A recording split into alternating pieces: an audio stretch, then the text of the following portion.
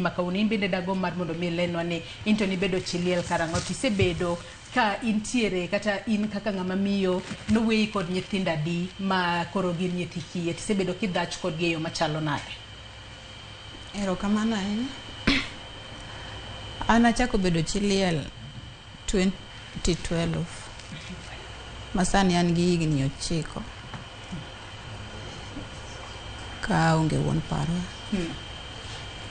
Koro pek masekale nyaka neno ninde kech noweya gi nyithindo kapod tindo. Nyathi maduong' pod ne jahigni 8, maduong' jahigni 6, matindo moro jahigni 2, moro jadweche 3. Koro no kasekale mayot. Diere no kata paro mar dhi dwaro tich ne pod aonge go nikech nokenda pacha te naketo kuome nikech ene mamanyo to kelo. Koro na nyalo temo nago kibarua matin tin.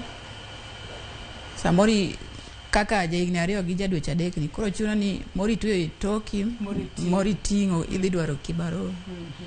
Koro na temo dach kodgi kamano nyaka gisudo.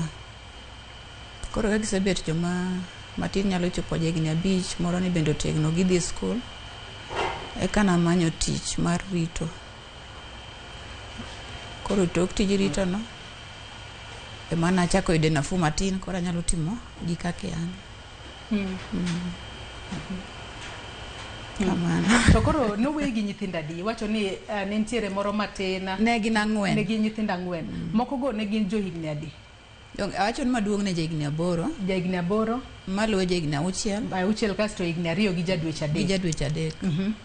Koro matiende ni wuon par mari nowito ngimane ko onge tich moro amora. Kapod antiere ka in ni onge tich moro amora matiende ni ene mano manyo to koro nokelo ni otin kaka ng'ama miyo. E kinde matok kanose wito ngimane Silvia kapod antiere kuomi ngimano bede yo machalo nade kopogore kod kata wuok oko ka koro iting'ori kod nyithindi te in makoro nyaka koro imany nikech koro nyithindi 4 gi ine baba gi to ine mama gi bende.